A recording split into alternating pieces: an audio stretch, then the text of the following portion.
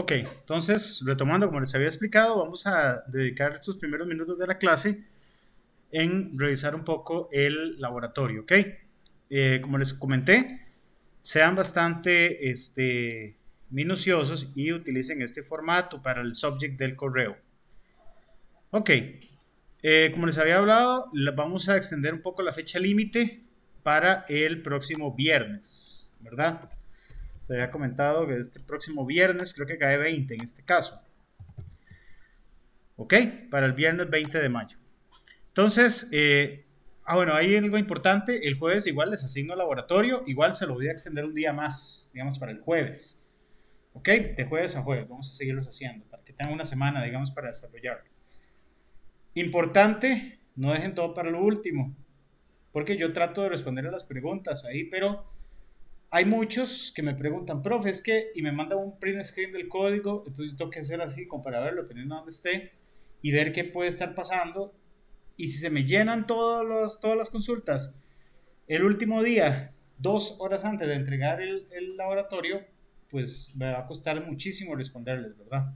Entonces no dejen todo para lo último, vayan haciéndolo con su debido tiempo. ¿Ok?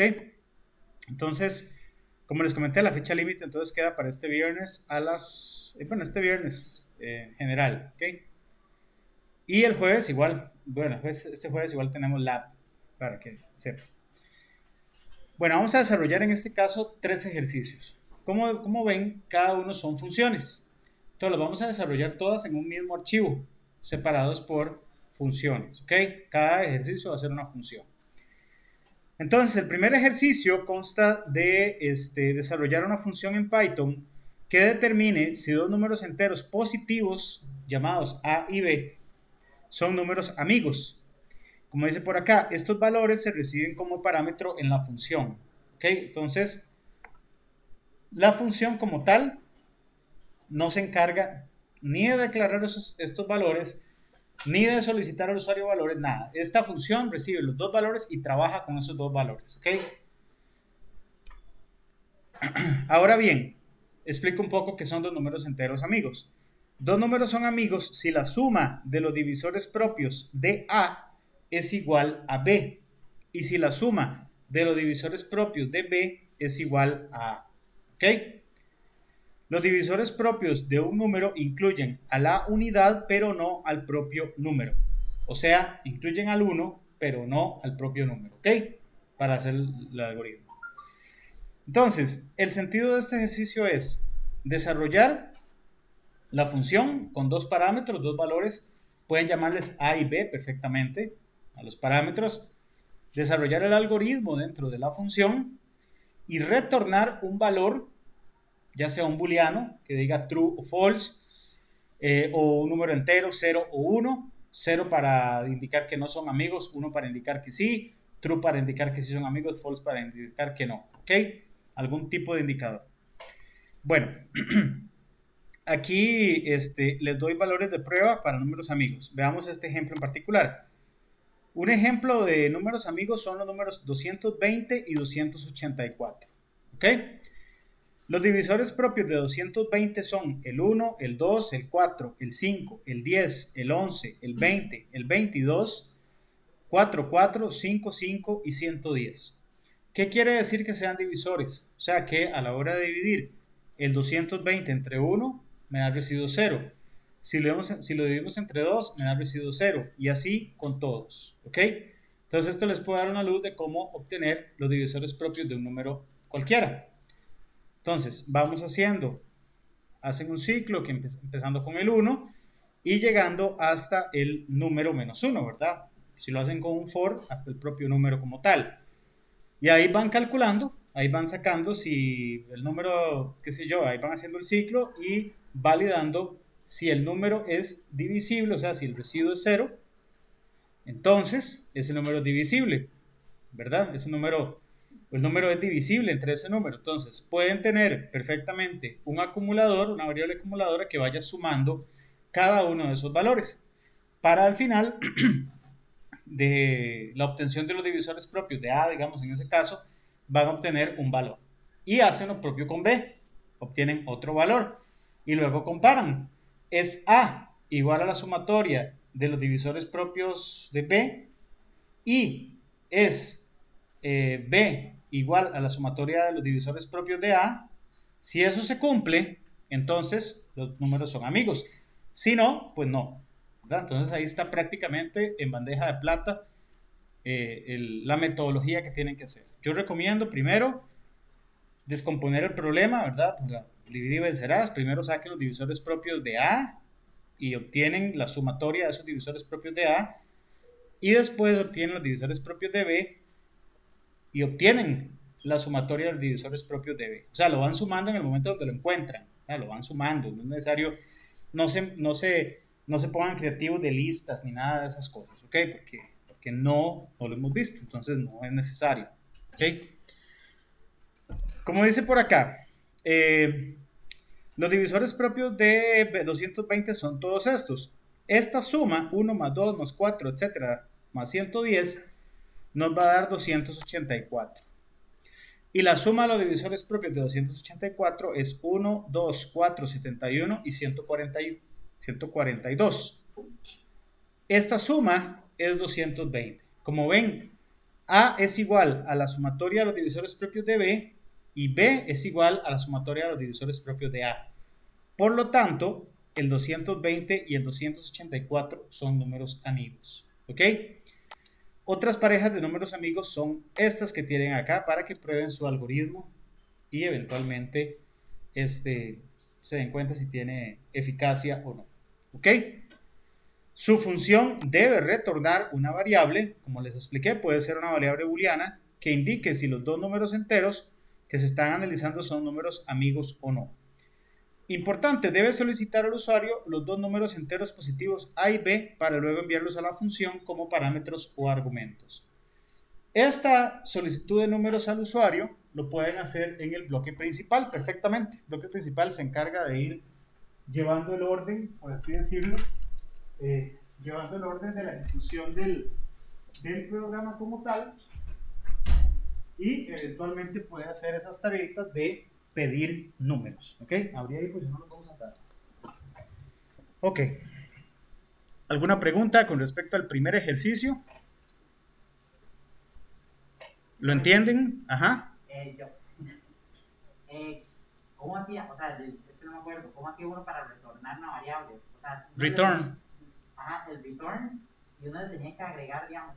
Es la variable que va a retornar. Antes, return y lo que usted quiere retornar, o sea, una variable o lo que sea. Ok, digamos, yo creo una variable que se llame, no sé, variable.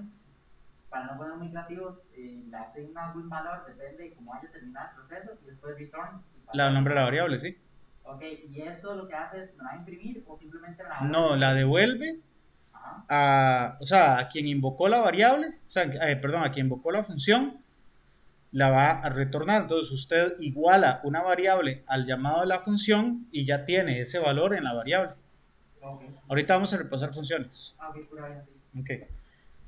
¿Alguna otra pregunta? Ok. Primer ejercicio. Esto está más fácil que, como dirían, pegarle un chonetazo a una lora. Desarrolla una función en Python, segundo ejercicio, que determine si un número entero n es un número perfecto. El número n es recibido en la función como parámetro, ¿ok? Nada de estar ahí inventando números dentro de la función, sino que la función lo recibe como parámetro, ¿ok? Y debe retornar un valor que indique si n es o no un número perfecto. Igual, un valor puede ser un booleano, puede ser un int, ¿ok? Dice, un número es perfecto si es igual a la suma de todos sus divisores positivos sin incluir el propio número. Por ejemplo, el número 6 es un número perfecto. ¿Por qué? Porque los divisores de 6, sin incluir el propio número, pero sí incluyendo el 1, son 1, 2, 3. Si yo sumo 1 más 2, me da 3, más 3, 6. El 6 no se cuenta, ¿verdad? Porque si no, ningún número podríamos decir que es un número perfecto, ¿verdad? Entonces, si sumamos los divisores propios 1, 2 y 3, nos da 6. Entonces, el objetivo es que su función reciba como parámetro un valor entero y ustedes determinen todos los divisores propios, incluyendo el 1, exceptuando el mismo divisor, el mismo número, y los sumen. Y si esa suma de divisores es igual al número como tal, entonces dicho número es un número perfecto. Si no, pues no, ¿verdad? Los siguientes números perfectos después del 6 serán el 28, el 496, el 8128 y estos otros numeritos que les puse por ahí con el fin de que prueben su algoritmo. ¿Ok? Debe solicitar al usuario el número entero n para luego retornarlo como parámetro. ¿Ok? Eso también lo hacen en el bloque principal. ¿Ok? En el bloque principal piden el número n. Pueden ir haciendo uno después del otro. Ustedes pueden poner ejercicio número 1. Ingrese 2 valores para saber si son números amigos. Taca, taca, hacen todo. Y lo van haciendo en orden. Ejercicio número 2. Ingrese un valor n para determinar si es un número perfecto. Meten el número, taca, taca, y ahí sigue. Luego sigue con el tercero. Lo van haciendo en orden, ¿verdad? Para que se ejecuten los 3. Y el último es este algoritmo. Es el llamado algoritmo de Euclides. Uno de los algoritmos más antiguos que existe es el algoritmo de Euclides. Se llama así en honor al matemático griego Euclides, quien lo describió en su libro séptimo y décimo. Este algoritmo nos permite hallar el máximo común divisor, o el MCD, de dos números por lo general positivos y enteros. Euclides lo plantea originalmente como una serie de restas sucesivas. ¿Ok? Esta es la base del algoritmo de Euclides. El proceso en sí consiste en trabajar con dos números enteros positivos, llamémosles A y B, en donde se resta el mayor A con el menor B, hasta que ambos valores sean iguales, o sea, hasta que A sea igual a B. ¿Ok? ¿Qué hacemos acá? Bueno, yo recomiendo que, dados cualesquiera dos valores, ustedes asignen en la A el valor mayor y le asignen a la B el menor valor. ¿Ok? Eso lo puede, o sea, no obliguen al usuario a meter primero un valor mayor bueno, la verdad es que háganlo como ustedes quieran, pero una manera sencilla de hacerlo es simplemente cuando usted cuando usted manda a la función los valores, el primer paso que va a hacer su función va a ser determinar cuál de los dos es mayor. Si A es mayor que B, no hago ningún cambio. Si B es mayor que A, entonces a un auxiliar le asigno lo que tiene A le asigno lo que tiene B y a B le asigno lo que tiene el auxiliar. ¿Para qué? Para hacer el intercambio de valores y que me quede siempre en la A el valor mayor. ¿Ok? Simplemente para eso. Ok. ¿Para qué? Para poder arrancar con el algoritmo como tal. Entonces, veamos este ejemplo. Vamos a hacerlo un poquito más grande. ¿Ok? Tenemos dos valores, el 3768 y el 1727. Entonces, la función va a tener que retornar el máximo común divisor de esos dos valores. Entonces tenemos, lo primero es restar el mayor al menor, ¿verdad? Restamos el mayor al menor. 3768 menos 1727 nos da 2041, ¿ok? Ahora vamos a comparar. Comparamos el 2041 con el valor de B, o el valor menor. Si resulta que el 2041 es mayor que este valor, entonces para la siguiente iteración, el valor de A, porque recuerden siempre es el mayor menos el menor, entonces el valor de A va a ser 2041 y el valor de B va a seguir siendo 1727. ¿Ok? Vamos con la segunda iteración. 2041. Recuerden que A pasó a ser 2041, o sea, el resultado de la resta. 2041 menos 1727 nos da 314. Ahora, como el 314 es menor que el valor de B, entonces pasa lo contrario. Ahora A, para la siguiente iteración, pasa a ser lo que tiene B y B pasa a ser el resultado. ¿Ven? Entonces, en la siguiente iteración, 1727 menos 314 nos da 1413. Misma técnica, validamos. ¿Es 1413 mayor que 314? Si eso pasa, entonces para la siguiente iteración, A va a ser, perdón, A va a ser 1413 y B 314. Ahí sigue siendo 314. La resta nos da 1099. Misma receta. 1099 es mayor que 314. Para la siguiente iteración, 1099 será el valor de A y 314 se mantiene como el valor de B. La resta en este caso es 785. Misma dosis. 785 pasa a ser A en la siguiente iteración. ¿Por qué? Porque es mayor que 314. Y B sigue siendo 314. 785 menos 314 nos da 741. 741 es mayor que 314. Sí. Entonces en la siguiente iteración A pasa a ser 471, mientras B se mantiene en 314. La resta, 471 menos 314 nos da 157. 157 es menor que 314. Entonces, en este caso, A pasa a ser igual a B, o sea, A pasa a ser 314 y B pasa a ser 157.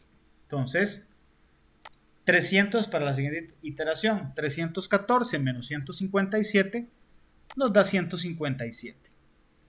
En este caso, podríamos perfectamente terminar el algoritmo. ¿Por qué? Porque ya son iguales. O asignamos A con B y validamos. ¿Es 157 igual o es A igual a B? ¿Sí? O bien hago la resta, y si la resta es 0, pues el máximo común divisor es cualquiera de los dos, ¿verdad?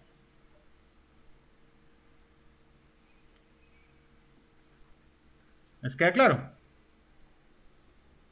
Alguien me preguntó si lo podía hacer. Hay una variante más simplificada de Euclides utilizando módulos, residuos. Yo prefiero que no lo hagan así, que lo hagan así como está, porque así los obligo a que practiquen ciclos de la manera que yo quiero que lo hagan. ¿Ok? Entonces, por si vieron por si les llegó la iluminación de hacerlo con módulos, yo les digo que mejor no lo hagan con módulos, ¿ok? Si no lo hacen con las restas sucesivas. Desarrolle una función en Python que reciba como parámetros dos números enteros positivos A y B y retorne el máximo común divisor de ambos, mediante la implementación del algoritmo de Euclides. Puede solicitar los números enteros A y B al usuario en el bloque principal del código y enviar dichos valores como parámetros o argumentos. O sea, su función básicamente va a pedirle su función va a recibir dos valores enteros, determina cuál es el mayor para empezar a hacer las restas sucesivas y retorna el valor del máximo común divisor de los dos números. ¿Ok? Y fuera de la función, o sea, en el bloque principal, hacen el procedimiento para pedirle los números al usuario. ¿Ok? ¿Alguna pregunta? ¿Duda? ¿Comentario? ¿Sí? Dentro de la función tiene que estar la variación de si A es mayor que B. Sí. O sea, sí, si usted manda los dos valores ahí al garete, que yo lo digo, pero si ya usted se asegura de que A sea mayor que B, si quiere no lo hace. O sea, si ustedes meten al usuario un ciclo ahí, lo que sea, para que estrictamente el valor de A sea mayor que el valor de B, entonces pues ya no tiene sentido. O sea, ustedes pueden pedirle al usuario, bueno, ingrese un número entero positivo, whatever, ¿cuál número? El siguiente número, ustedes van a decir, el siguiente va a ser B. B tiene que ser menor que A, entonces ustedes validan que el número que está metiendo no sea mayor ni igual, porque igual no tiene sentido, no sea ni mayor ni igual que el número que acaban de meter. Entonces ya usted se asegura de que la primera variable tiene un número mayor y la segunda un número menor, y los envía en ese orden. Entonces no tiene sentido que su algoritmo en particular valide si la A es mayor que la B o viceversa. Pero si usted no hace ningún tipo de validación y simplemente pide los dos valores, no importa que meta primero el grande o el pequeñito, lo que sea, entonces en su función sí tiene que validar. ¿Okay? ¿Alguna otra duda? ¿Pregunta? ¿Comentario? Ok, ¿Qué esperaría? Un solo archivo .python con el bloque específico para funciones, ahí todo bien bonito. Luego el bloque principal, todo bien documentado. Y cuando yo le doy o el asistente le da a correr, simplemente se va a ejecutar el código fuente y va a hacer primer ejercicio, segundo ejercicio, tercer ejercicio y todo bien bonito. ¿Okay? Preguntas, comentarios, dudas, consultas. Los 3 algoritmos no son difíciles, son bastante sencillos. ¿Okay? Nada más tienen que poner ahí un poco el coco a pensar para meter la parte de bucles y demás. ¿Ok? Ok, perfecto. Entonces, todo bien. Sí estamos ok con la parte del lado. Ok, me gusta así. Vamos entonces por acá. Ok, hacemos un toquecito por aquí. Nos vamos a ir a la parte de funciones en Python, que era lo que andábamos viendo, ¿verdad? Lo que nos atañe. ¿Ok? Y vamos a ver si ya arrancó esta maquinita virtual. Ah, aquí está. Qué máquina virtual más coqueta y corronga.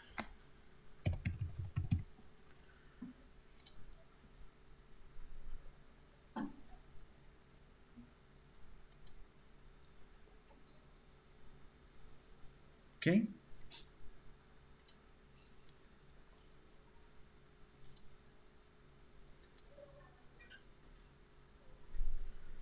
Vamos a ver que está carburando. Ahí está. Entonces decíamos Anaconda, 34 bits. Y vamos aquí al Spider-Man.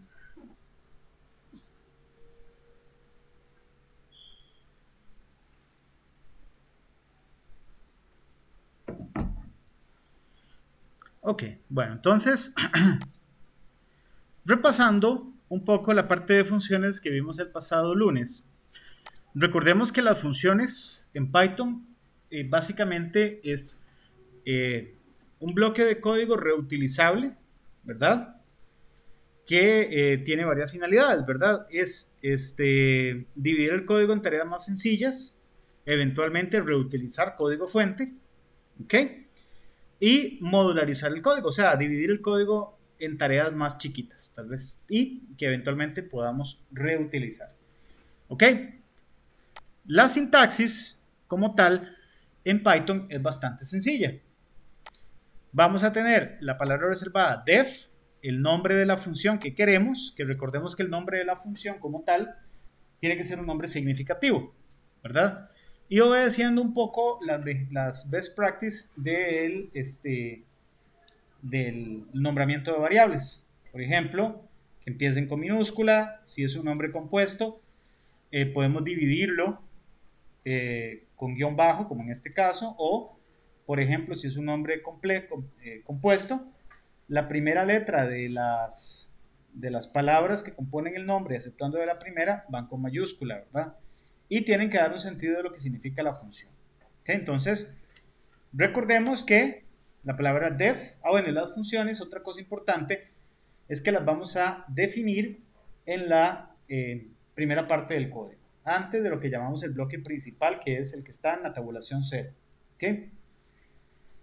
Entonces, la sintaxis def, el nombre de la función, paréntesis, pueden ir vacíos o pueden ir con parámetros, como vemos por acá, vacíos o con parámetros. Los dos puntos que dan inicio a un nuevo bloque y el bloque de código. ¿Ok? Recordemos que el bloque va hasta donde la tabulación de, ¿cómo se llama? Específica de llegue. ¿Ok? Entonces, en este caso, hasta donde quiera que llegue y ya vuelva a tabulación o a un nivel más arriba, ahí termina el bloque de la función como tal. ¿Ok? Hay una cosa importante, y quiero hacer también un paréntesis con ustedes, es que revisando los labs, tanto el 1, el 2 y ahora estoy checando el tercero, los labs están bien, la mayoría lleva buena lógica, etc.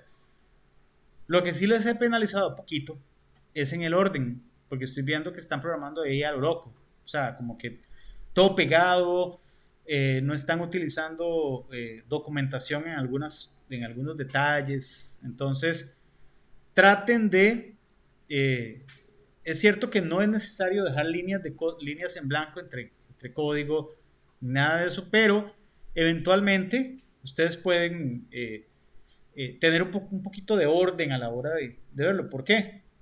Para cuando uno lo analiza el código, sepa más o menos qué estamos haciendo. Hay otras ocasiones en que los algoritmos no han funcionado, ¿verdad? Pero es simplemente porque se comieron, o sea, pusieron algo fuera del bloque que le correspondía.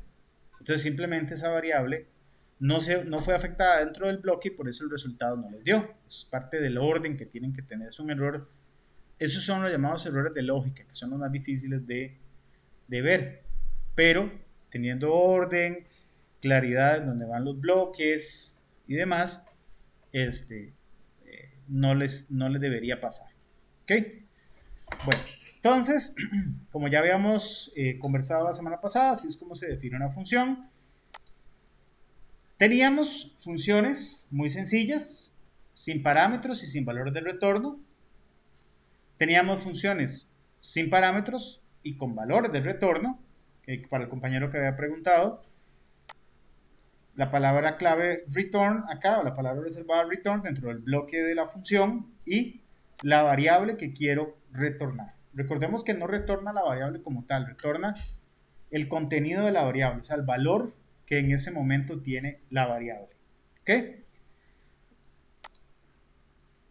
Este es un ejemplo de una función sin valores de retorno y sin parámetros, ¿verdad? Una función muy simple, muy sencilla, que básicamente lo que hace este tipo de funciones es simplemente ejecutar líneas de código y ya. Perdón, sin ningún parámetro, sin nada y sin ningún valor de retorno. ¿Ok? Los valores con funciones, las funciones con valores de retorno, ¿ok? Sin parámetros en este caso, hacen lo que tienen que hacer y al final retornan un valor, como este ejemplo en particular, que lo que está haciendo es pidiendo una variable o un valor numérico al usuario para que lo ingrese. Ok. La invocación de las funciones en el bloque principal o dentro de otras funciones, para invocarlo simplemente basta con mencionar el nombre de la función. Por ejemplo, en este caso, mi función 01, como esta variable no recibe parámetros y no tiene valor de retorno, simplemente la mandamos a llamar y pare de contar. ¿Okay? Ahí simplemente se llama, para de contar y listo, chao pescado, y ahí se ejecuta el código. Lo que va a hacer esto es buscar que existe una función definida con ese nombre y va y ejecuta lo que esté dentro de ese bloque. ¿Ok? Cuando las funciones retornan datos, es importante que esos datos no se pierdan, ¿verdad? Entonces, donde yo invoco la función, voy a asignar la invocación de la función, como en este caso, a una variable. ¿Ok? Mi función 02 le asigno lo que tiene a esta variable. ¿Ok? Y ya con eso, por ejemplo, en este caso, lo que esté aquí adentro, el valor como tal, lo devuelve y lo va a asignar aquí. Las variables, cuando sean asignadas o usadas en las funciones, solo ahí funcionan. O sea, solo ahí existen. De igual manera, todas las variables que yo declare por fuera del bloque de una función no son accesibles por la función a no ser de que enviemos una referencia por parámetro. Si no, no. O sea, son islas aparte, son como islitas aparte. Lo que vive en esta no vive en las demás. ¿Ok? ¿Dudas hasta ahorita? Sí.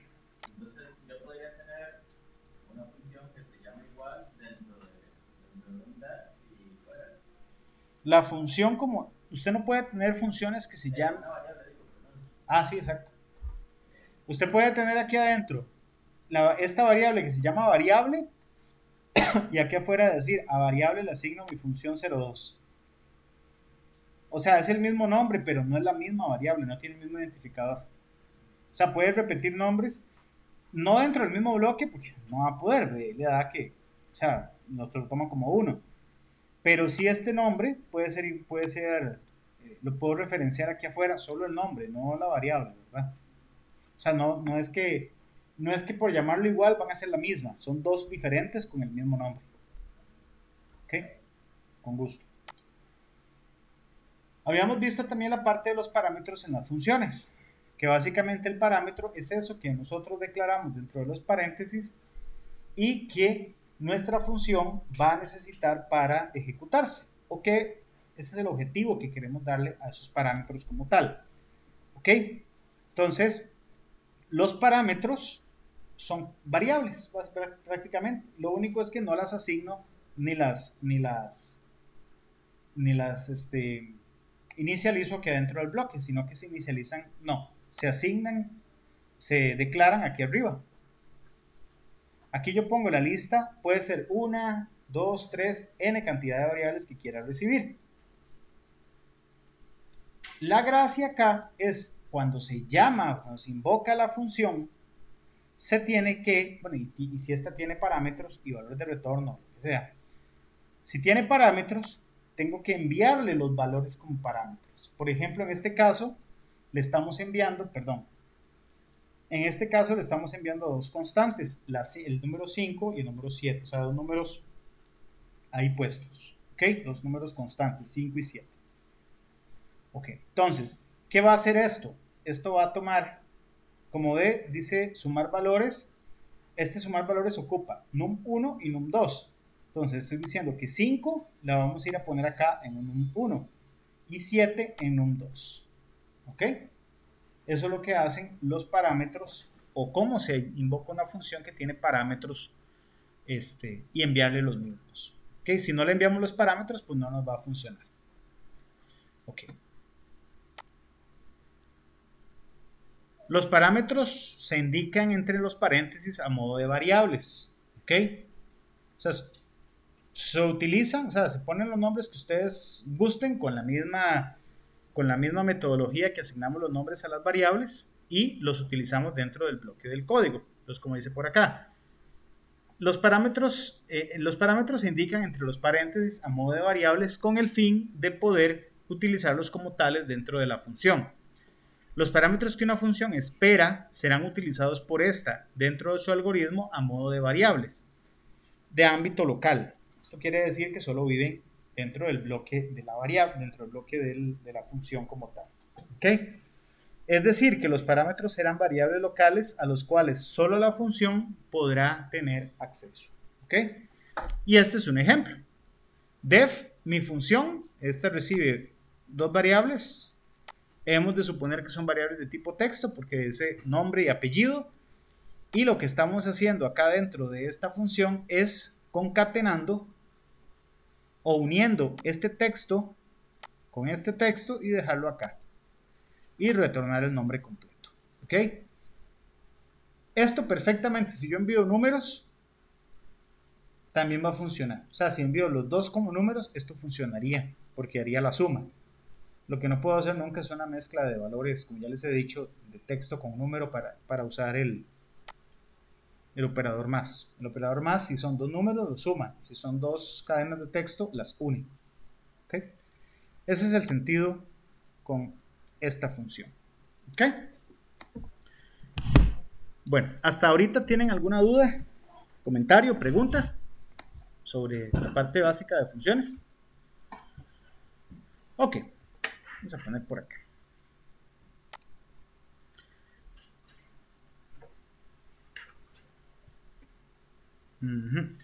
Si se requiere acceder a estas variables locales fuera de la función, se obtendrá un error. Por ejemplo, en este caso, si yo quisiera simplemente hacer un print nombre fuera de la función, o sea, esta variable nombre como tal, usarla fuera de la función, nos va a dar un error. Name error, name nombre is not defined. ¿Ok? Nota importante, al llamar a invocar una función, siempre se le deben pasar sus argumentos en el mismo orden que los espera recibir. ¿Ok? Esto no es nada inteligente como para que ustedes digan, bueno, yo espero número 1 y número 2 en ese orden, pero si envío en cualquiera, no quiero que siempre sea número 1, tal. No, esto no es tan inteligente. Tú tienes que mandarlos en el mismo orden que usted los declara. ¿Ok? El primero va a ser, por ejemplo, no, en este caso, el nombre y apellido. El primer argumento va a ser el nombre y el segundo el apellido. ¿Ok? Para que sepan que así va a hacerse la asignación de valores a la hora de invocarlas. Ok. Claros hasta ahorita. Vamos a ver esta parte que dice parámetros arbitrarios o múltiples. No, esta parte es nueva. Es posible que una función espere recibir un número arbitrario o también desconocido de argumentos. ¿Ok? Estos argumentos llegarán a la función en forma de una tupla o un listado. ¿Ok? Ahorita sabemos enviar o no enviar parámetros a funciones, pero parámetros definidos por nosotros, o sea, sabemos cuántos son. Por ejemplo, num1 y num2 sabemos que son 2. Pero en ocasiones, Python provee la versatilidad de permitir que a una función se le envíen una serie de parámetros. Que no sé cuántos son, puede ser 1, 2, 3, 4, 5, 7, los que sean. Y nuestra función, bueno, y eventualmente nos puede proveer herramientas para trabajar con parámetros o con una cantidad de valores de un parámetro que no conocemos. ¿Okay? Pueden venir 1, 2, 3, los que sean. ¿Ok? Entonces dice, para definir parámetros o argumentos arbitrarios o múltiples en una función, se antecede un asterisco al nombre del parámetro en la declaración de la función. ¿Ok? Veamos este pequeño ejemplo. Dice def recorrer parámetros. Esta función, como vemos, recibe dos parámetros. ¿Por qué? Porque tiene un parámetro fijo, que yo le llamé así, coma, y otro valor u otra variable, otro parámetro que le llamé arbitrarios. Pero ¿qué tiene este de diferente? Tiene un asterisco que lo antecede.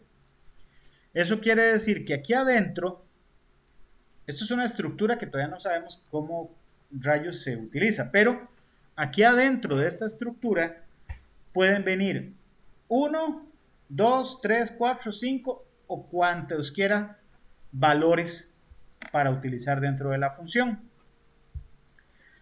Entonces, acá vamos a tener una función que espera un parámetro fijo, en este ejemplo un parámetro fijo como tal, y una serie de parámetros a las cuales vamos a llamar arbitrarios, que pueden ser varios. ¿Ok?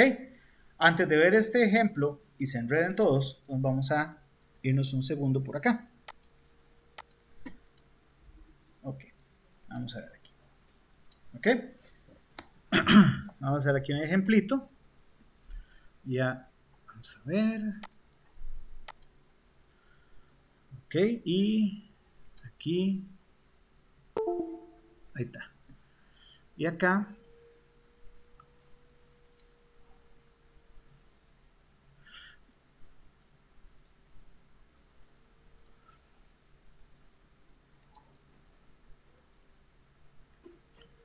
Vamos a ver si puedo hacer un poquito más grande. Vamos a ver.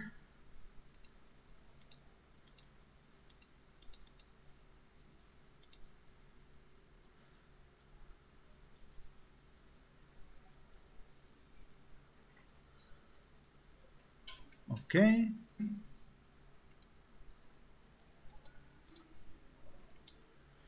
Ok. Vamos a poner por acá ejemplo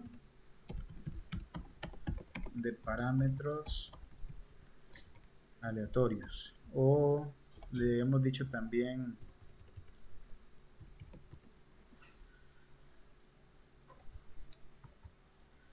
le habíamos llamado arbitrarios, múltiples o arbitrarios más bien.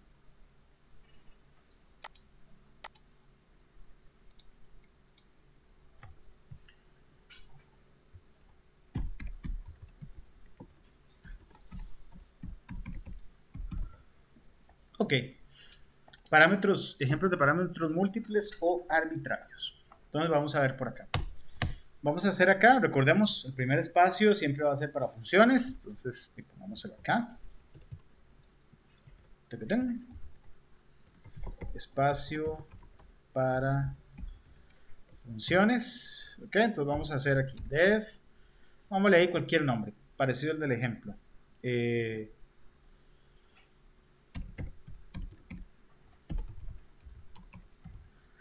Recorrer parámetros. Este nombre es lo más escueto y genérico del mundo, pero bueno. Entonces vamos a tener por acá un parámetro que se va a llamar parámetro. Yo puse así parámetro, pero antecedido de un asterisco. Esto quiere decir que aquí adentro pueden ir múltiples cosas. 2 puntos. ¿Ok? Aquí vamos a desmenuzar, por decirlo así, lo que está dentro de esta función, de estos parámetros. ¿Ok? Vamos a ver. Aquí les voy a poner. Usamos el ciclo for para recorrer la lista de valores recibidos como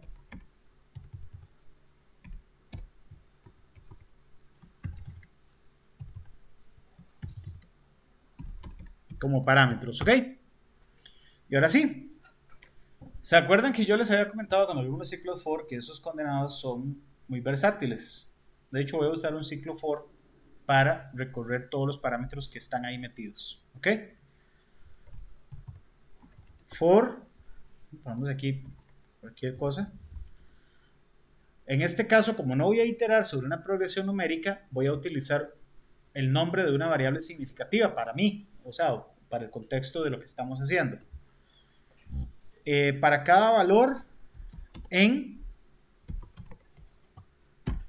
la variable parámetro, qué fácil, la variable parámetro, 2 puntos. Y aquí voy a hacer aquí un simple print ahí muy básico para imprimir lo que tiene cada uno de los valores. O sea, cada cosa que voy a recibir aquí adentro. ¿Ok? Y esto es todo lo que quiero que haga mi función. Nada más. O sea, no voy a hacerla que retorne nada. Aquí en la parte del bloque principal,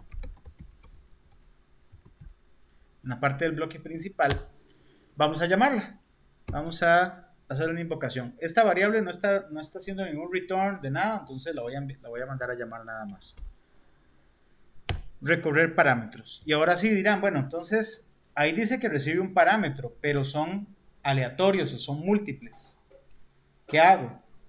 Usted ponga aquí lo que usted quiera. Voy a poner, qué sé yo, valores 64, 65.3, coma, igual lo voy dividiendo con coma, 90.23, 3.14, mandemos 4 en total, 2.97. ¿Ok? ¿Cuántos parámetros hay aquí? 1, 2, 3 y 4, porque todos van separados por comas. Aquí, si yo lo hiciera el método, digamos, tradicional estático, por decirlo así, un valor para una variable o un valor para un parámetro, entonces tendría que tener 4 valores, qué sé yo, parámetro 1, 2, 3 y 4. Pero como ven, solo estoy declarando un parámetro con un asterisco adelante, que lo precede, que lo antecede. Entonces, ¿qué quiere decir? Que puedo enviar desde 1 hasta n parámetros y todos van a quedar aquí adentro. ¿Cómo aquí adentro? La versatilidad que tiene Python es muy interesante. O sea, él va a interpretar que dentro de este variable que yo le llamé parámetro o este identificador parámetro hay más de una cosa. O sea, n cosas ahí adentro. N valores. En este caso, 4 valores flotantes. ¿Ok? Si nosotros nos vamos y ejecutamos este código, ven, cada print de estos, o sea, valor, si desmenuzamos un poco el código, valor lo estoy poniendo a iterar tupla o en esta lista de parámetros que recibí acá. Ya aquí sin el asterisco, ya aquí lo referencio sin asterisco, el asterisco solo para declararlo como parámetro. Entonces dice, por cada valor, imagínense que esto es como estas losas acá del piso. Entonces, en cada una viene un valor. Entonces, él va a tomar una variable y en cada una él va a preguntar, bueno, losa número 0, ¿usted qué valor tiene? Bueno, yo tengo el 65.3, perfecto. Me paso a la siguiente, por eso es que el for es tan versátil. Él automáticamente se pasa al siguiente registro que tiene esa lista, o el siguiente cuadrito, y va a preguntar, ¿usted qué valor tiene? Bueno, yo tengo el 90.23. Entonces, valor pasa a ser 90.23. Y así con el que sigue, 3.14, 2.97 puse por ahí, y termina la ejecución. ¿Ok? Aquí yo podría decir, bueno, ya no quiero que sean ya no quiero que sean 4 parámetros, ahora solo quiero que sean 3. Entonces, si ejecutamos nuestro código, será solo 3 parámetros. Y eventualmente, si yo quiero que sean más,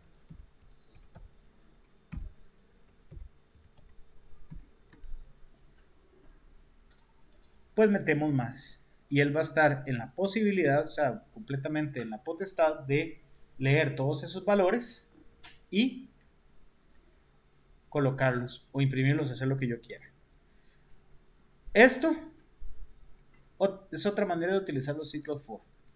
Y cada vez, o sea, en cada tiro, ven que valor no tiene un valor numérico, no tiene un 1, 2, 3, esto no es una progresión numérica, esto es recorrer una estructura en particular que es esta parámetro. Y aquí yo podría hacer cualquier cosa con valor, yo podría perfectamente hacer como una sumatoria, qué sé yo. Ya sé que me están enviando valores numéricos, entonces vamos a poner por acá que a la sumatoria la empezamos en 0. Y aquí adicional a todo esto le hacemos que a sumatoria le asigne lo que tiene sumatoria más valor, que es lo que está acá. Entonces vamos a obtener al final la suma de todos estos. Bueno, no se ve nada, retornémosla.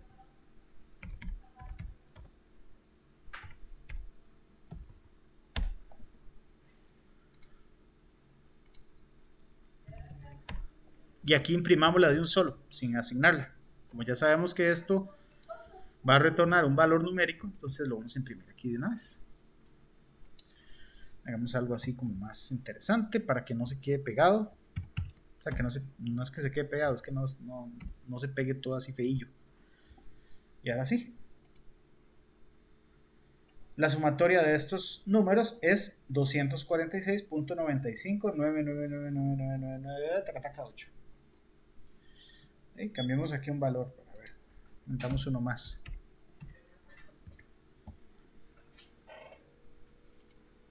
Ahora es 334.159999.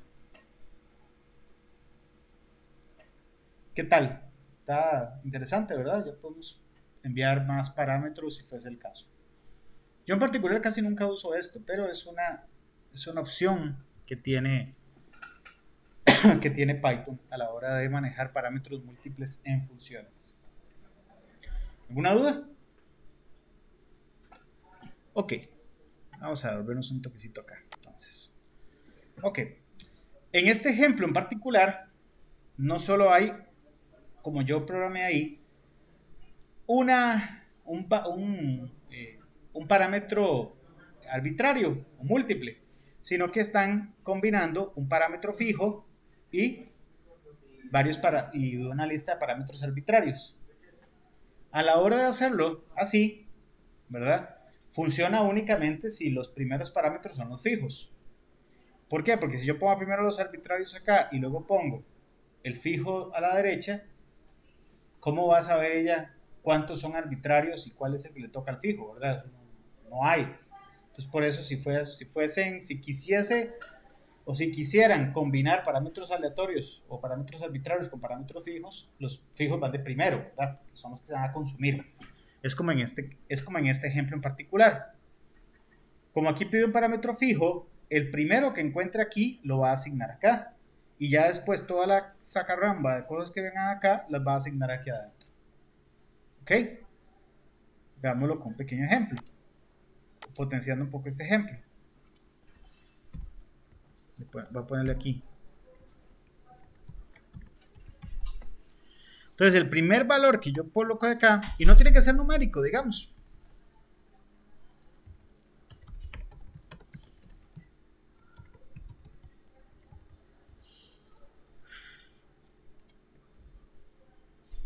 A la hora de correr, este valor lo va a asignar aquí adentro. Y esta otra cola gente la va a meter aquí. Yo perfectamente podría aquí decir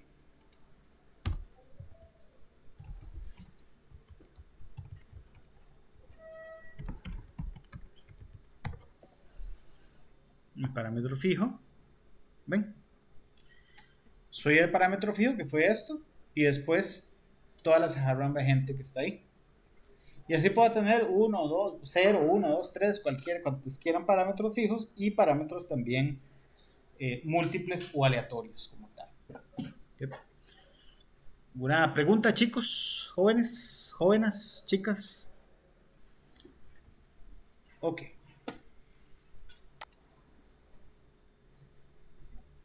Este es otro ejemplo de parámetros arbitrarios o múltiples.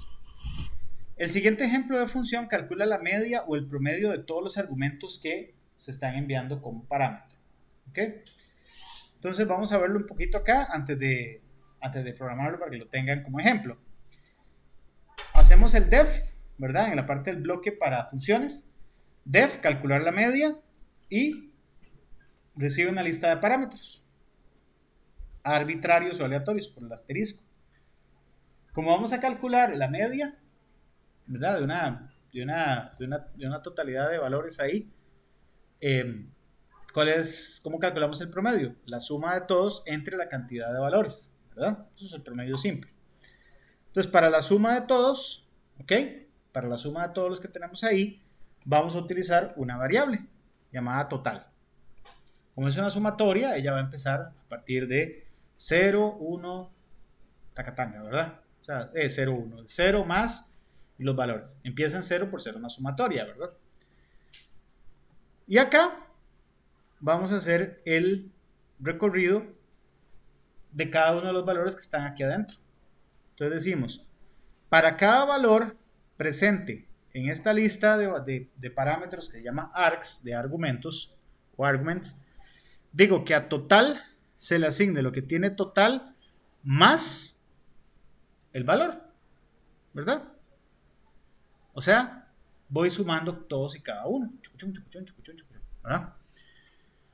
Después, ya cuando tuve la suma de todos, necesito dividir entre el total. Y aquí les voy a presentar un comando que lo van a utilizar muchísimo de ahora en adelante. Y todavía más cuando empecemos a ver listas la otra semana. Resultado igual total entre len.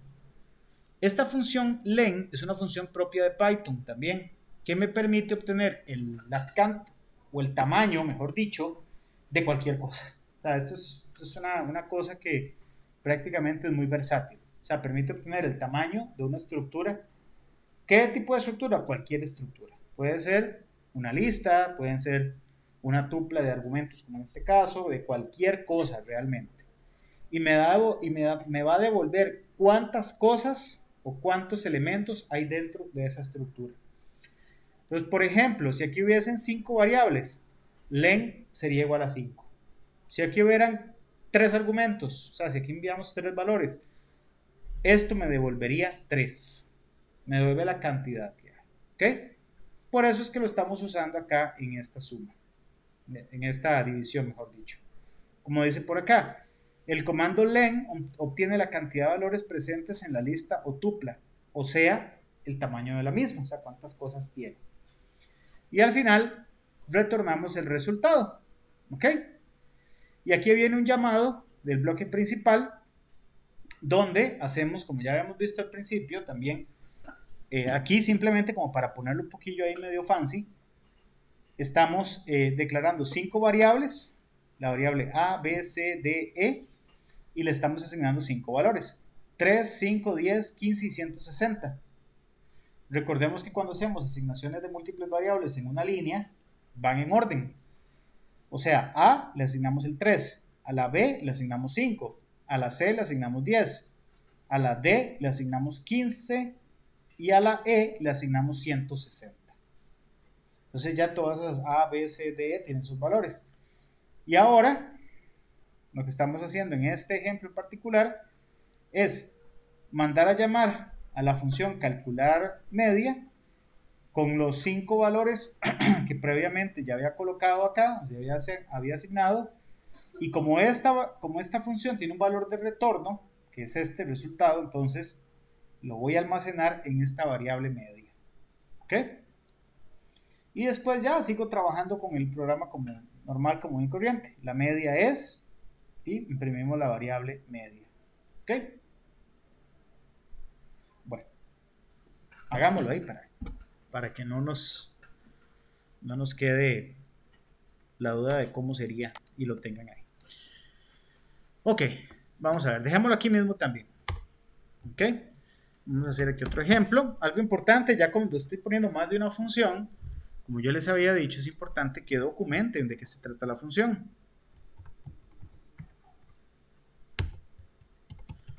Podemos documentarlo así también. Esta sería una función de ejemplo con parámetros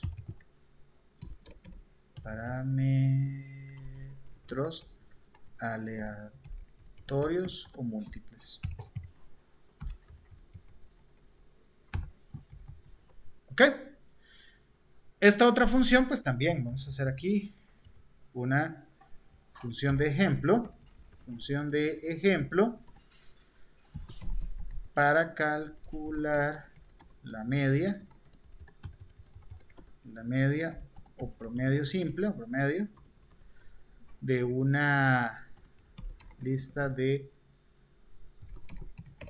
parámetros arbitraria, digamos, o aleatoria o múltiple. Ok, entonces ven, ya sabemos que esta función hace esto y sabemos que esta otra función hace esto otro. Vamos a poner por acá calcular media o promedio, pongamos. Ok, pues calculamos el promedio de ¿qué? De una lista de argumentos. Pongámosle acá, qué sé yo, una lista de parámetros. Pongámosle asterisco para saber que ahí vienen varios. Si no los ponemos, pues lo toma como solo un valor. Ok, 2 puntos. Dice de todo menos, está una carita enojada. Ahí está. Ok, entonces por acá vamos a decir, primero declaramos un total, ¿verdad? Que este es el total para la sumatoria.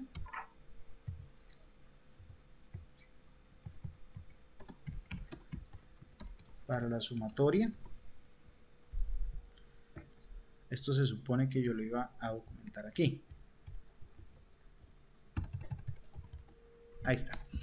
Y ahora sí, vamos a recorrer los parámetros con un ciclo for valor en la lista de parámetros que acabamos de recibir, 2 puntos, y decimos que a total se le asigne lo que tiene total, o sea, más igual lo que tiene el valor para irlos acumulando ahí dentro de total.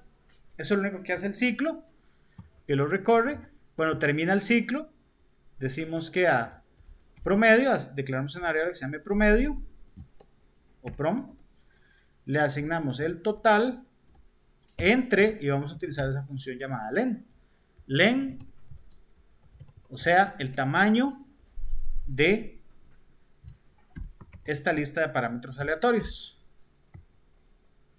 Y le hacemos el retorno, y para eso es, ¿verdad?, del promedio. Y listo, ya ahí tenemos nuestra función. Ahora bien, en el bloque principal tenemos el primer llamado y ahora vamos a hacer el segundo llamado. Ahí.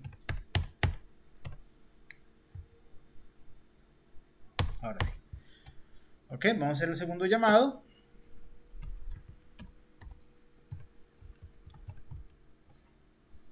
Vamos aquí a algo que diga como ejemplo de la media o promedio. Ok, entonces vamos a ver. Habíamos hecho unas variables ahí, hagamos las mismas. A, B, C, D, E, F. Una más. Asignémosle valores ahí, qué sé yo. 12. Los hacemos enteros, dámoslos enteros. 12, 23, 9, 16, llevamos 4, 21 y 15. Ahí llevamos los 6. Esto quiere decir que a va a valer 12, B va a valer 23, C va a valer 9, D va a valer 16, E va a valer 21 y F pasa a valer 15. ¿Ok? Y acá vamos a declarar una variable nueva llamada promedio para ilustrar un poco también lo que me ha preguntado el compañero, que pueden llamarse, esta variable puede llamarse igual a esta, no son la misma. ¿Ok?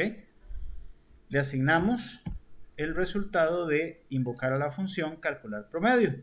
¿Y qué le vamos a enviar? Vamos a enviarle todos estos parámetros.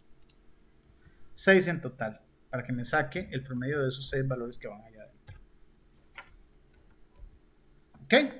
Y por último, para que no se pierda ahí en el limbo, vamos a hacer un print que diga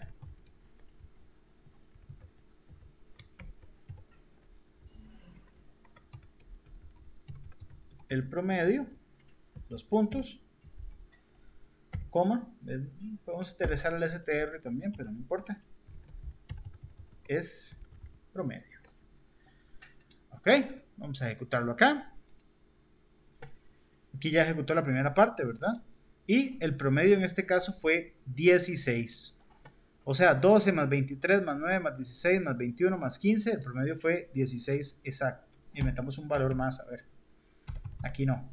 Metamos un valor más aquí. No sé, pongamos el 7. Ven la combinación. Estoy las variables que ya había puesto y un número. O sea, ahora se van a convertir en 7 parámetros, no en 6. El promedio me dio ahora 14.714 taca taca. ¿Ok? Si no queremos ahí que salga como muy raro, le damos aquí, ¿se acuerdan? El round. Paréntesis, el valor y a cuántos decimales. Redondeémoslo a 3. 14.714. ¿Ok? Es interesante manejar múltiples parámetros, pero no es muy usado realmente. ¿Ok? Dependiendo de la manera de pensar. Cuando queremos enviar múltiples cosas, para esa gracia las enviamos en una lista como tal que yo puedo, que ya después vamos a ver qué es la bendita lista. Ok. ¿Alguna pregunta con respecto a la parte de parámetros, múltiples, tacatanga? ¿Todo bien? Ok, perfecto. Vamos a ver por acá. Como habíamos visto, es posible enviar como parámetro a funciones prácticamente cualquier tipo de datos, ¿ok?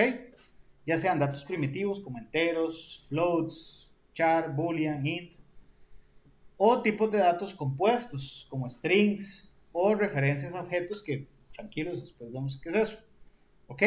Adicional a listas, tuplas, diccionarios, o sea, prácticamente cualquier cosa, cualquier tipo de dato o estructura de datos que sea permisible manejar en Python se puede enviar como parámetro a una función. Las funciones se pueden invocar desde el programa principal o de lo que llamamos nosotros el bloque principal o desde otras funciones. ¿Ok? Y las funciones no se ejecutan, como bien es sabido, hasta que no sean invocadas o llamadas. ¿Ok? Yo puedo programar una función muy bonita y si nunca la llamo, pues nunca se ejecuta, ¿verdad? Ok. Esas serían las principales conclusiones de la parte de funciones. ¿Ok? Bueno, vamos a ver por acá. Quiero adicional a lo que ya habíamos visto, la otra semana arrancamos con, bueno, la próxima lección, arrancamos con arreglos de una dimensión, ¿ok? Arreglos simples de una dimensión, o sea, también llevamos vectores o arrays, ¿ok? Después vemos los de 2 dimensiones y después ahí hacemos un alboroto, ¿ok? Pero antes de ver la parte de arreglos, quiero ver con ustedes un poco sobre el manejo de excepciones. ¿Se acuerdan? Aquellos errores que nos dan cuando meten un tipo de dato, por ejemplo, queremos un número, le hacemos el int, y si mete las patas se nos cae el programa salvajemente. Eso se llama manejo de excepciones. En Python es muy fácil realmente en cualquier programa es muy sencillo manejar excepciones. Vamos a irlos viendo un poquito y para que aprendamos un poco. Había hecho por acá unos ejemplos. Permítame por favor para tomarlos como referencia.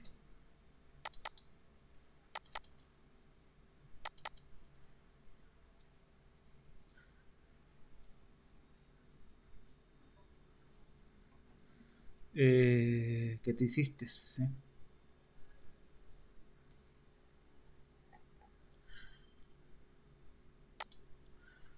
Déjame revisar acá. No lo había copiado en el otro.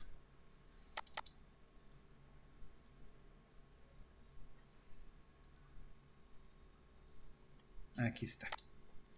Estos dos son los que me van a servir un montón. Ok, entonces vamos a revisar nosotros en el de nosotros.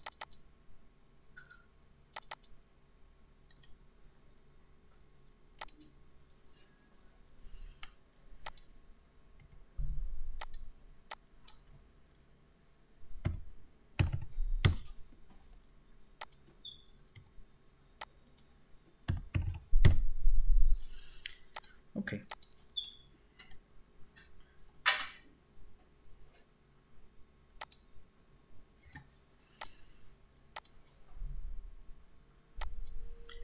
Básicamente, las excepciones son errores que se nos escapan o errores no manejados o no controlados. ¿Okay? El chiste, la gracia es que esto no sucedan. ¿Okay? Que no nos sucedan excepciones como tal. Pero bueno, o no sucedan ese tipo de errores. Pero si algo pasa, entonces que nuestro programa no se caiga. Ok, antes de ver vamos a ver por acá. ¿Cómo hacemos excepciones? ¿O cómo obligamos, por ejemplo, que nos pasen excepciones? Vean acá. Por ejemplo, voy a hacerlo aquí rápido. Valor igual int de un input. Ok. Y vamos a colocar acá cualquier cosa. Digite un número. Los puntos. Y listo, ¿verdad? Esto es algo muy básico que ya lo hemos hecho. Si nosotros llegamos y metemos un numerito entero, todo muy corrongo, todo bien. Pero si llegamos acá y metemos las de andar, digite un número. Como esto no especifica si es flotante o no, y metemos un valor flotante, ¡zas! Todo murió. ¿Qué nos da? Nos da esto. Se llama value error. ¿Ok? Un error de un valor. Dice, literal inválido para convertirlo en un entero en base 10. El 12.5. ¿Ven? Él le dice, ese literal que está ahí, no lo puedo convertir a entero. O sea, usted está tratando de hacer algo que no se puede. Adicional también, yo podría obligar otro error como este. Un número. Bueno, vamos a meter 5R. ¿Qué número es ese? No sé. Pero tome también. Otro error. ¿Por qué? Porque estoy tratando estoy tratando de convertir un valor que no puedo interpretar como número en número. ¿Ok? Es un tipo de excepción básica. Existen muchísimas excepciones en Python. ¿Ok? Vamos a ver por acá. Voy a mostrar un poquito esta otra parte. ¿Ok?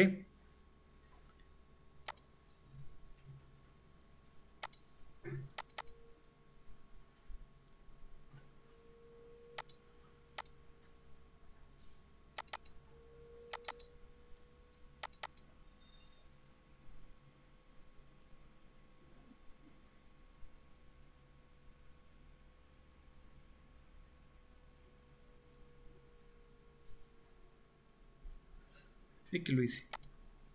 Se me chispoteó.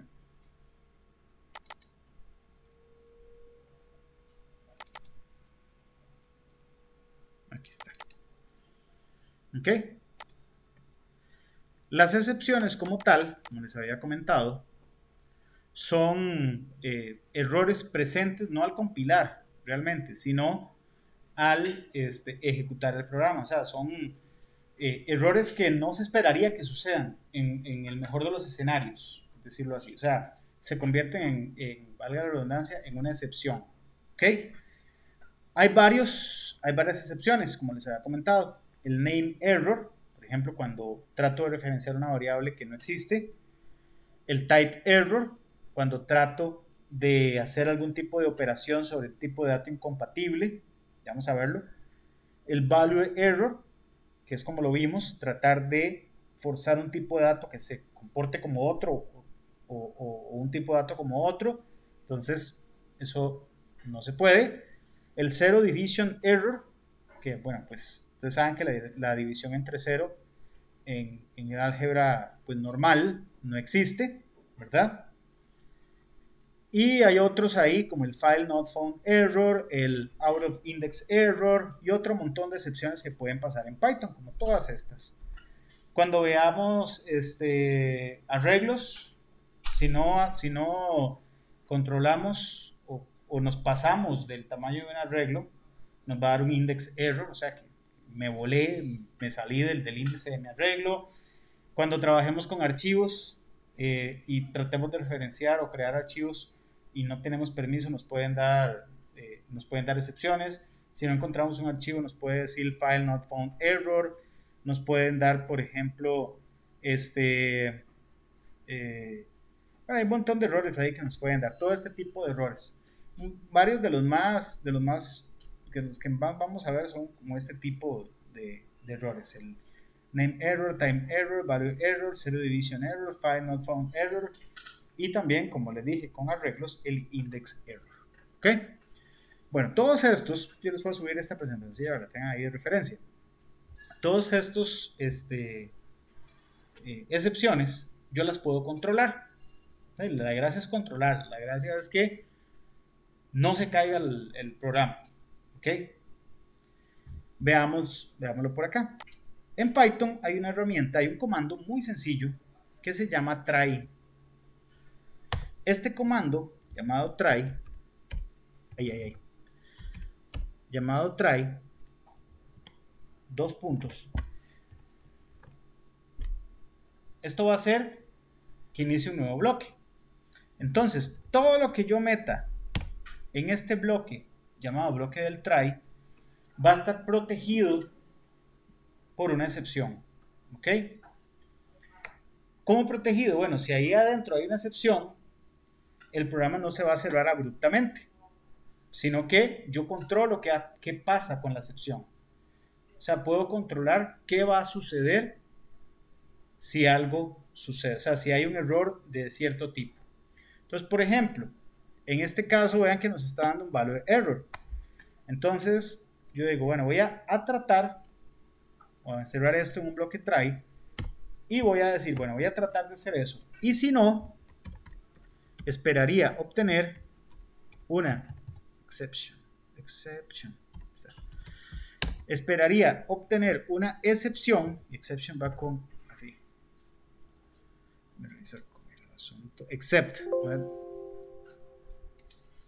No era exception, era except. Exception es otra cosa. Voy a intentar entonces atrapar el tipo de excepción. ¿Cuál tipo de excepción? Bueno, vamos a ver. En este caso es una excepción de tipo value error. ¿Ok? ¿Y qué va a pasar? Si hay una excepción, o sea, si ese pedacito de bloque que está propenso a caerse en la vida se cae y es este tipo de error, entonces, ¿qué voy a hacer? Voy a decir por acá, puedo hacer cualquier cosa. Aquí, simplemente para que ustedes vean, voy a colocar un print. Ocurrió un error. Estos son bloques. Yo este bloque lo puedo hacer más extenso para hacer más cosas.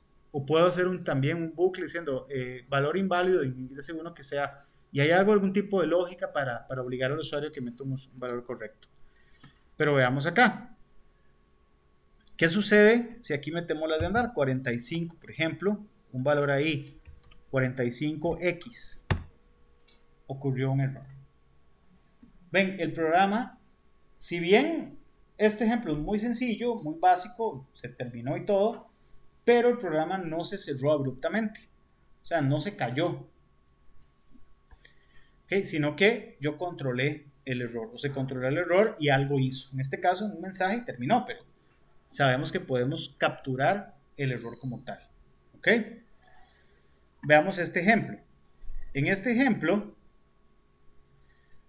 que tenemos por acá, dice, aquí el bloque ponemos todo lo que potencialmente se puede caer en un bloque try. O sea, todo lo que eventualmente se puede caer, lo colocamos en el value error.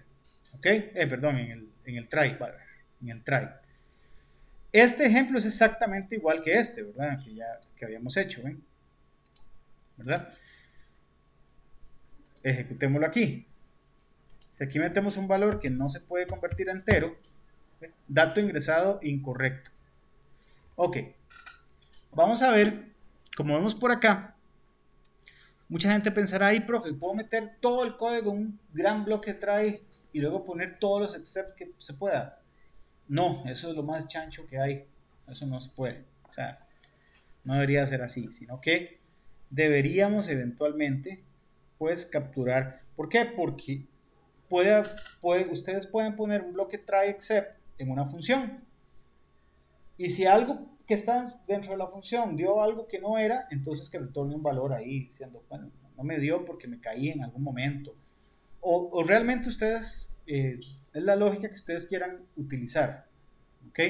Si ocurre algún tipo de excepción en algún momento dado, entonces ahí sabrá qué hacer. ¿Cómo es esto de las excepciones? Nos queda tiempo. Es, por ejemplo, cuando ustedes van a un cajero automático. ¿Ok? Meten la tarjeta, la hacen ahí y se les queda pensando. Y ustedes dicen, ahora sí la madre. Y lo que tenían, no sé, era 30,000 pesos en la tarjeta y sacaron 25 para irse a pegar la fiesta y ahí le dio al cajero. Ustedes dicen, la madre. Y de un momento a otro dice, error de comunicación. Retire su tarjeta. Ustedes dicen, ¿qué pasó aquí? Entonces van y se meten, error de comunicación y no pueden y no se sabe si le debitaron la plata y no se la dio el cajero y todo el desorden, ¿verdad? Y uno entra en pánico y se paniquea todo. Sean 5,000, sean 10,000, lo que sea, siempre se paniquea uno, porque la cólera, ¿verdad? ¿Qué es lo que deberían, verdad? No digo que sí sea, ¿qué es lo que deberían tener todos esos sistemas? Ahí, perfectamente lo que puede haber pasado es una excepción. O sea, hubo un error de comunicación que no estaba predestinado o no estaba presupuestado a que sucediera. Entonces, un buen sistema, cuando sucede una excepción, digamos así, en el except, cuando captura la excepción, se llama capturar la excepción, debe analizar cuál fue o qué fue lo que se hizo anteriormente y hacer lo que se llama un rollback de una transacción, o sea, devolver el tiempo, entre comillas, para que la transacción o lo que se haya hecho, o devolver todo al momento antes de la excepción, ¿verdad? Al momento antes de que haya incurrido un error. Si yo meto todo un bloque de código ahí a lo chancho en una excepción, no sé en qué momento se cayó. Si fue porque hubo un error de comunicación, si fue porque en algún momento internamente no se pudo acceder a algo, o un error de base de datos, o cualquier cosa. Entonces, el manejo de excepciones tiene que ser muy granular para saber exactamente en qué momento. Por ejemplo, si ustedes, con el mismo ejemplo del cajero, si ustedes están sacando el dinero y se les queda ahí patinando el asunto, ahí pudo haber sido que no hubo comunicación desde el cajero al servidor central, o desde el servidor central al servidor del banco, o el servidor del banco con la base de datos, o en cualquier momento, cualquiera de esas miles de uniones o uniones que puedan haber de comunicación, se pudo haber caído el sistema. Entonces, necesitamos o se necesita que la excepción sea correctamente capturada para devolver el sistema a un estado anterior a tratar de hacer esa operación. Y, por ejemplo, que a ustedes y a mí no se nos debite la plata. O sea, que no aparezca ahí la plata como congelada, como debitada cuando no la dio. ¿Okay? Por eso es que es importante el manejo de excepciones. Ahorita, como lógicamente estamos en un nivel de aprendizaje, pues todas nuestras excepciones son muy sencillas, pero eso se extiende o tiene un potencial muy grande. ¿Ok? En este ejemplo como tal, tenemos el primer bloque try con su excepto. Esto es como un if y el else, pero solo que en este caso todo bloque try tiene que estar cuando termina el bloque del try tiene que seguir un except. ¿Ok? Siempre. Uno o varios excepts en este caso. En este es uno solo. Este otro ejemplo que vemos por acá, veámoslo aquí. Vean, aquí estoy adicional a esta variable x, que es la que metió el usuario. Aquí voy a tratar de hacer una serie de operaciones para obtener errores. ¿Okay? Metemos el bloque try y solo esta pequeña línea de código tiene todo el potencial de caerse. ¿Cómo? Aquí x, aquí la y, si es 0, hay un error de división entre 0. Si es este valor que dice a y se le asigna una x y trato de hacer la división, me va a dar un type error, tipo de errores incompatibles. Si aquí, por ejemplo, intento acceder a una variable que no existe, me daría un name error. O sea, estoy tratando de acceder a una variable que no se ha declarado. Por ejemplo, aquí, si esto se cae, esto es como que la x nunca hubiera nacido, nunca se hubiese declarado. Entonces, si yo la voy a intentar usar, me debería dar un name error, ¿ve? Como este que está acá.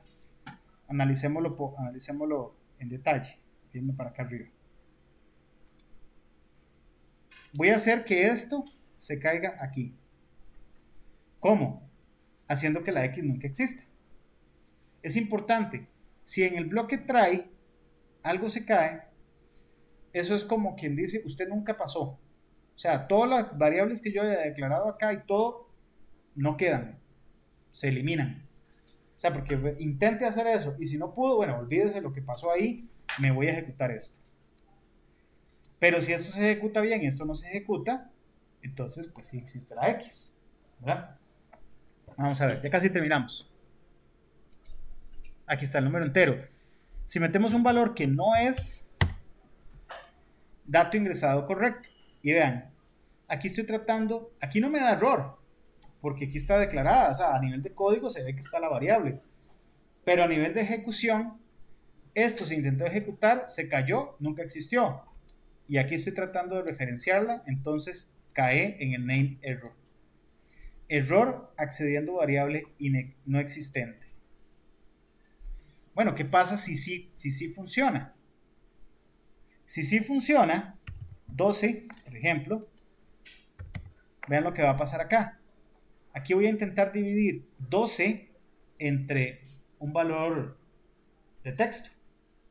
Me debería dar un type error, tipo de dato incompatible. O sea, estoy tratando de hacer una operación que no, entre dos tipos de datos que ni siquiera se conocen entre ellos. 12, por ejemplo, acá, ¿verdad? Tipos de datos incompatibles. Aquí sigue el algoritmo, es porque, bueno, aquí sigue todo lo demás. Tipos de datos incompatibles. ¿Ven? ¿Qué pasa si aquí, en esta y, le asignamos un 0? X entre 0, ingrese número entero, 55 entre 0. Si yo no tuviera alguno de estos, por ejemplo este, ¿verdad? Cuando son varios excepts, yo no puedo ponerlos todos aquí con coma, no, tengo que hacerlos uno seguidito del otro. Puedo tener múltiples excepts para un solo try. O sea, todas las maneras que se puedan caer. Eso es importante. Si yo, por ejemplo, elimino este Tengo el código súper protegido, vea que chiva, trae todo el asunto y llego y aquí llego y digo, bueno, 12, pa, tome. Está en un bloque, profe, pero ¿por qué se cae si está en un bloque try? De ahí sí, pero nunca capturó el tipo de excepción que era. Porque el tipo de excepción en este caso tenía que especificarla como el zero division error, como tal. O sea, incluirla en todas las listas de excepciones que podría suceder aquí o en cualquier línea de ese bloque de código. ¿Ok? Y así básicamente es que controlamos de manera muy básica las excepciones. ¿Ok? Les voy a enviar, les voy a poner en el ejemplo, en la carpeta de ejemplos, un segundo ejemplo de excepciones, que también se los voy a explicar. Que vean, es cuando una persona, un usuario, entro por acá, para que no se vayan ahí con la duda. Cuando un usuario llega y, ay Dios,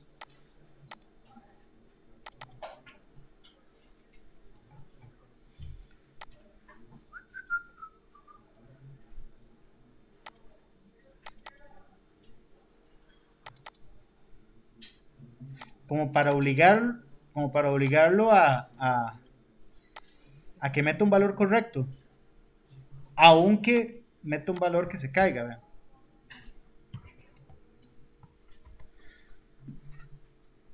En este código lo que estoy utilizando, yo creo que ya lo habíamos hecho con un tipo de ejemplo, es utilizar un tipo de variable como de banderita. En este caso, comprobar. Mientras comprobar sea falso, o sea, solo va a salir cuando la variable comprobar pase a ser verdadera. ¿Y cómo pasa a ser verdadera? Bueno, vean en este caso, metemos un bloque try y un except. Dentro del try puede meter cualquier cosa, realmente, literalmente cualquier cosa. Aquí estoy diciendo que a X se le asigne un valor ingresado por el usuario. En este caso es un valor mayor que 0. Si X es mayor que 0 y no se cae, todo bien, ¿verdad? Porque quiero un valor que 0, entonces comprobar es verdadero. Y si no, dice el número tiene que ser mayor que 0 y aquí el ciclo va a seguir. Si se da una excepción y aquí metió las patas, aquí lo regañamos, dato incorrecto. Y como la variable comprobar nunca pasó a ser verdadera, entonces se vuelve a enciclar. Vean el resultado de esta idea. De ingreso un número positivo. Si ingresa un número negativo, menos 4, tome, lo regaña. Si llega y mete un valor que no es, por ejemplo, tome, dato incorrecto, ¿ven? O sea, ya tenemos un código que adicional a obligar al usuario a meter un valor numérico correcto, lo va a obligar, si mete las patas, a que meta un valor correcto. Por ejemplo, aquí ingrese un valor y metemos, ven, él lo va a seguir enciclando, con solo la lógica de que la variable comprobar se hace verdadera, sí, solo sí, el número que meto es mayor que 0 y todo este bloque no se cae. Entonces ahí está ya en la carpeta por si lo quieren utilizar, ya es válido utilizarlo para los labs y todo el asunto. Recuerden que cada cosa que colocamos ahí ya lo pueden usar ustedes, lo pueden modificar a su gusto y a su antojo, ¿ok? Bueno, no sé si tienen alguna pregunta, ya no les quito más tiempo para que no se atrasen. ¿Todo bien? Bueno chicos, entonces recordemos, el laboratorio lo entregamos el viernes hasta la última hora del viernes que ustedes puedan, y el jueves les asigno el lab correspondiente a la siguiente semana. Entonces les agradezco mucho el tiempo y que les vaya muy bien. Muchas gracias. Bueno, que les vaya bien. Chao. Dígame usted. Tengo una pregunta con el lab. Dame un chance.